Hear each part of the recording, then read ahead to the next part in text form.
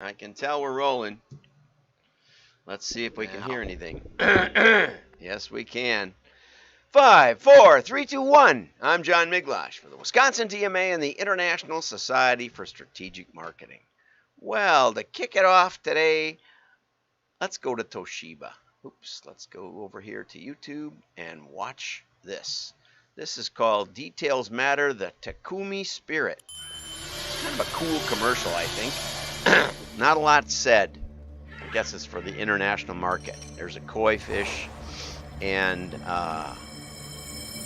something in the background. Oh, and they make a origami koi fish. Now they're making tea, I believe. And now they're making a bonsai tree. And now they're making sushi. And now, wow, look at that. They put gold foil on sushi, I think. There's cut glass, diamonds, flowers, a lot of beauty in this commercial. A lot of play with color. You know you can eat gold leaf. Doesn't hurt you. And here's the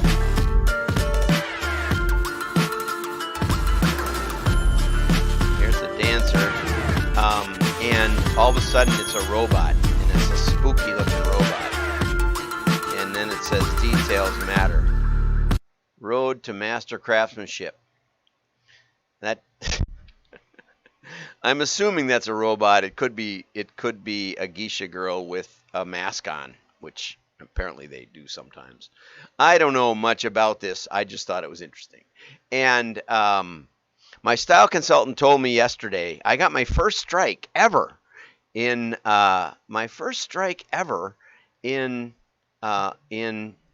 YouTube for a copyright infringement, and it was for that dopey London subway commercial, or not subway, but underground they call it there. It's a subway, but yeah, I know. The style consultant doesn't like the looks of that robot. It might not be a robot. It might just be a person with a robot mask on. That's usually how we did it back in the Lost in Space days. Warning, Will Robinson. You know, it was a guy in there. In case you didn't know that, that wasn't a real robot. Neither was Godzilla or King Kong or some others. Nowadays, it's all CG. So you know more about it. But anyway, oops, details matter. Toshiba. There you go. Okay, so that's enough of that. I don't know exactly, but anyway, I got a copyright infringement for this underground commercial, and they just showed, they made actually fake signs about the attraction at that subway stop rather than the name of the subway stop, or the underground stop rather. And it's a wonderful system. You know, I mean, it's probably the top one that I've been on. And we took it from Heathrow all the way across to King's Cross, all the way across town, lugging. The only trouble with the London Underground is that if you have luggage, you have to lug it up and down stairs, which is no fun. I made my wife do most of the work, you know. Now Boston is fun because Boston goes around corners. They have hinged subway trains, and that one is just scary. I remember the Philadelphia one back in the 70s when we went up there for the 4th of July, and the lights would go off and on and everything. That was scary too. I've been in a lot of subways around. Spent a lot of time on Chicago. Chicago's elevated. And I remember one time when they started and then came to an abrupt stop and people fell over, and then we had to wait there 20 minutes or something. I said, "Is this what they're talking about when they say the Illinois lottery?" Oh, they thought that was funny. You buy a ticket and you hope you get to where you're going. Anyway, too many stories today. Let's get on to the news. Okay, on to the news. And we'll turn this off. Oh, most important, we're having one of our happy meetups on the 31st, which is a Tuesday, 2 weeks from yesterday, week or two from yesterday. Anyway, the 31st on a Tuesday, 3 p.m. And we've already got registrations, and I didn't even tell anybody about it. But go over to wdma.org, and you can register and get the Zoom link and all the good stuff. Let us know you're coming so we know the style consultant can prepare. But we gotta celebrate 3 years of this crazy show, and I hope you enjoy it today. Moving on. Okay, so here's Megan. I don't know if it's Rapinoe or Rapino. Um, Apparently is a spokesperson for Subway, and I, of course, have a strong opinion on Megan, which is she's a pretty good soccer player. That's my opinion.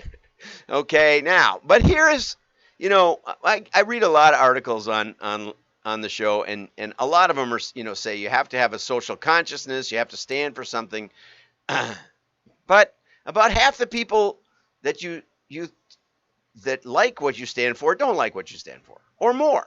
Oftentimes, way more, right? Because minority opinions seem to get more voice, and because partly they're more committed. Whereas, when I was growing up, it was called the silent majority, and it's generally that no matter what the culture. Most people just go along. So here it says there's apparently a protest against Subway. I didn't know about it because I'm only so much in tune with the news. But 38% of the people they surveyed said, yes, it's justified. Subway should not be associated with Megan. 26% said they didn't care. Okay, so that adds up to like 64%. That's almost 2/3 of the survey crowd said that they didn't like, or that either they didn't care or they didn't like Megan, and 36% said they don't think people should be protesting Subway. So there are people that will keep buying no matter what. And if you flipped it and you said, I want, I don't know what, Ted Nugent or something, supporting Subway, you might get the completely opposite. But you still have 26 who don't care. So if you decide to take a controversial figure on either side of any spectrum, it doesn't matter what, you will lose a big hunk. In this case, the biggest hunk is the people that are mad. So be careful. Be careful what you choose. I've always liked causes like March of Dimes or YMCA or something. Anyway, let's go on. Supermarket shoppers are returning to stores as buy online, pick up in store. I think that's what it stands for. It's laid out right down here. Buy online, pick up in the store. Okay, it should be pick up at the store because you don't want to go in the store. That's why we did it in the first place. It was retailers and supermarket operators have dedicated most of their resources since the start of the pandemic to accommodate shoppers who wanted to avoid the store. See, that's why it shouldn't be BOPIS. It should be BOPAS. BOPAS. For at store, not in store. Anyway, so what's up? Well, it turns out, and one of the big important things is in the footnote, which is that this is a survey of only people who did buy online. Okay, this isn't the average shopper. This is the online shoppers who are giving up on BOPIS. Okay, and 50% of them said nope, they're not going to do it. 54% said they'd go back to picking up items out in person. And also there's a downside to this is a really important point. There's a downside for the merchant. The people who shop online avoid some of the most profitable categories due to concerns over freshness and selection. And apparently that's the produce and the meat. Produce, meat, seafood. Half of them wouldn't buy that anyway. 40% avoid dairy, produce, frozen products. 35% won't buy deli, bakery goods. 31% avoid buying healthcare products. The frustrations are availability, quality of the items selected, items missing from their order, long wait times, inability to add last-minute items. See, even you don't like predicting what you will want. Okay, home delivery, they don't like either because of the high cost. Okay, which makes sense because it's a lot of trouble for them to putz around and drive over to your house. But also, they don't like the missing products, incorrect items selected were considered poor quality, harder to use, coupons or secure discounts, products arriving damaged. Okay, Walmart is Rated the best, closely by Target, Kroger, Costco, Walgreens, Sam's Club, Publix, Wegmans, Albertsons, Safeway, and CVS. And I've used it a few times. Sears pioneered it, as far as I remember. And that was really good because you could get, a weed whacker or something that was, heavy to carry around the store with you. And you could have it right there delivered. I think I bought a refrigerator, a small, like a college refrigerator one time. And it was right there. They wheeled it right out, put it in my car. I mean, that was excellent. Best Buy also was doing it was it Best Buy? No, I think it was Circuit City, because Circuit City was just basically a showroom. And you could buy online and it would be ready for you right then. Best Buy has done a really good job, too, of showing you. I've tried it at Menards. Didn't work as well. Partly because you got to go way to the back of the store, and then I think you had to pay at the front or something. It wasn't well thought out, I didn't think, but that was a while ago. They may have improved it since. Okay, and as I said, this is 1,000 consumers who buy groceries online for pickup in store. So this wasn't your average. So when half of them say we're not doing it anymore, that means it's a minuscule point to spend a lot of money on. Think about that. Okay, how to improve your direct mail list. And James Fussy, I really like the fact that you even wrote on this, because I don't see much.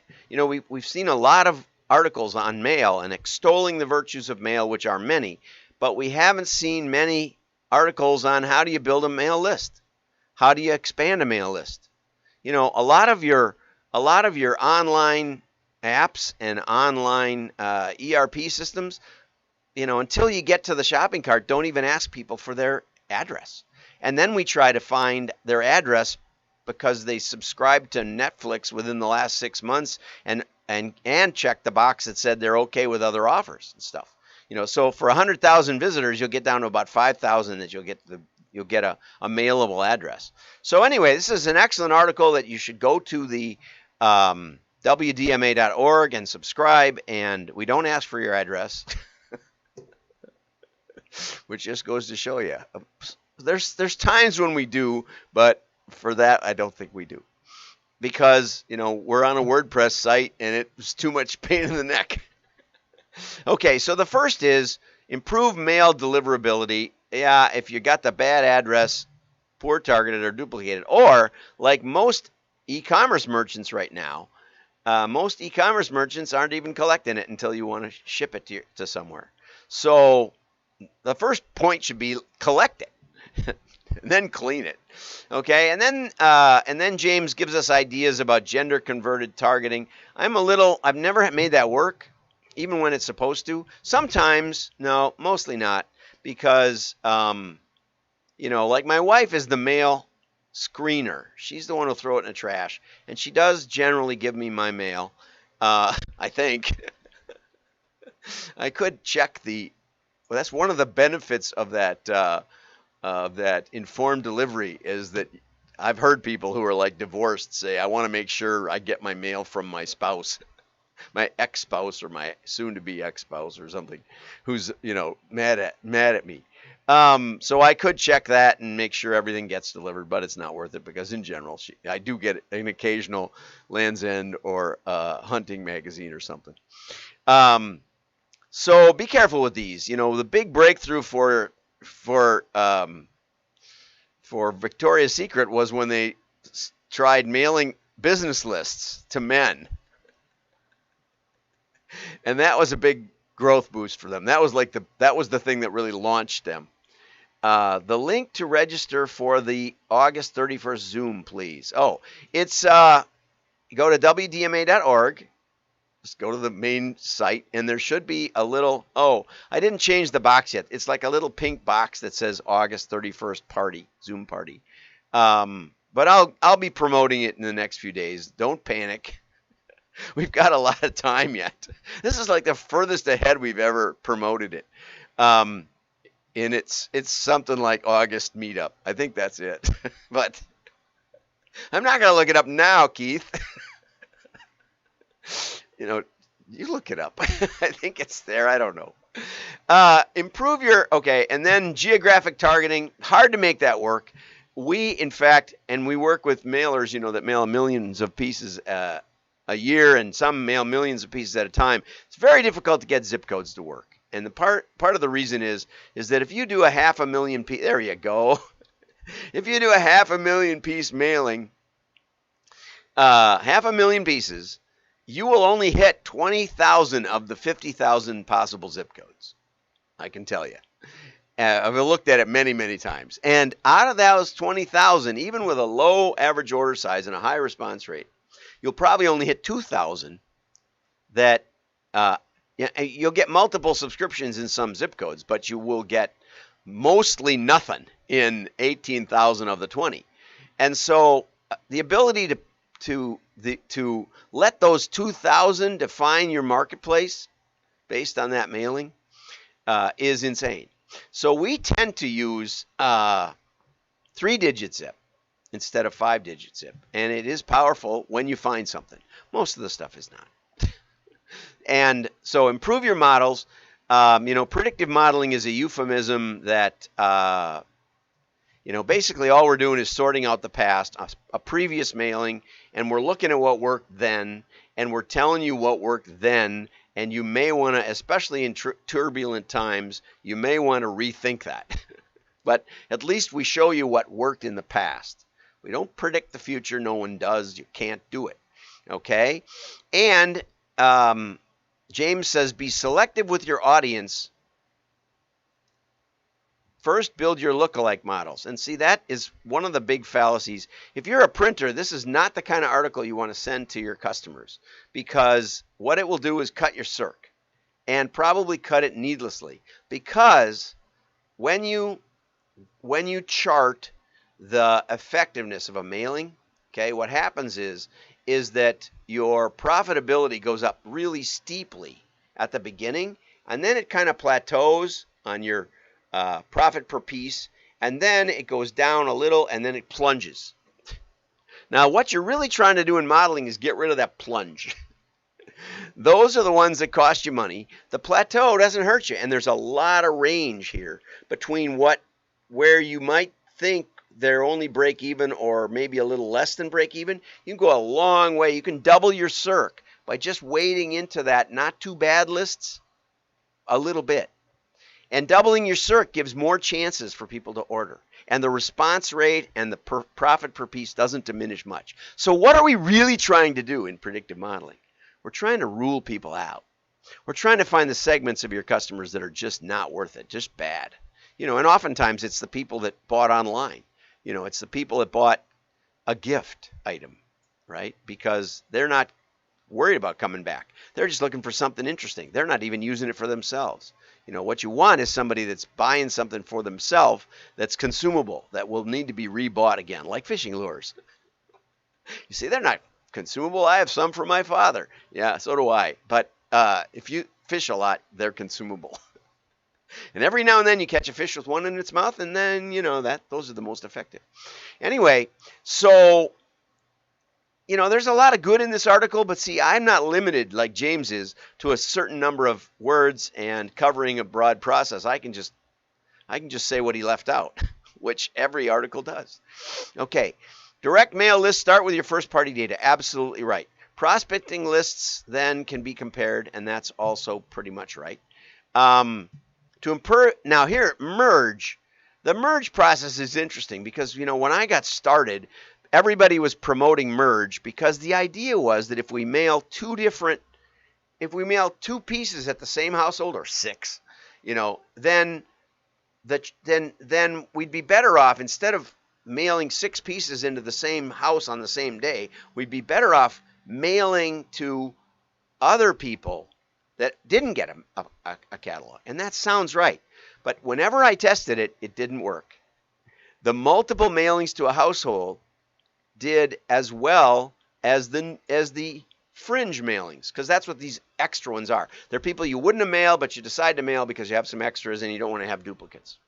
And the reason I think that works, and this was verified just recently, just with the Lovesac case study, where we found 3 times the orders at the next door neighbors that we found at the person that we mailed. And we were fairly generous about mailing people repeatedly.